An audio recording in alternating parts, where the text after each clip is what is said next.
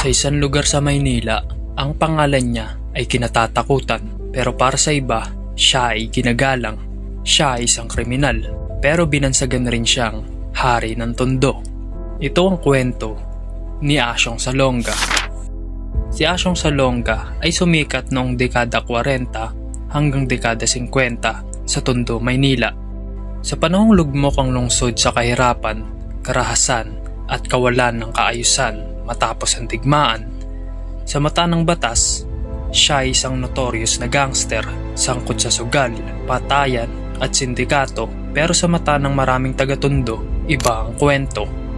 Si Asyong Salonga ay kilala raw bilang protektor na mahihirap, nagbibigay ng pera at nagtatanggol laban sa mas malalaking kriminal.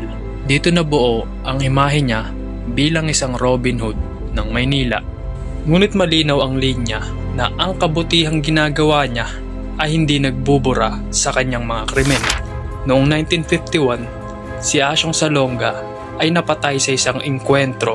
Tinatayang na higit 30 na bala ang tumama sa kanya. Sa kabila nito, ang kanyang pangalan ay hindi namatay.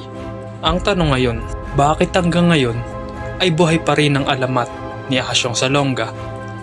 Dahil ba siya ay bayani? O dahil siya ay simbolo ng isang lipunan na kapag mahina ang sistema, ang kriminal ang nagiging tagapagtanggol? Si Asyong Salonga ay hindi simpleng kontrabida o bayani. Isa siyang produkto ng panahon, kahirapan at pagkukulang ng hustisya. Kung ang batas ay hindi umaabot sa may hirap, mali ba kung ang tao ay humanap ng sariling tagapagtanggol?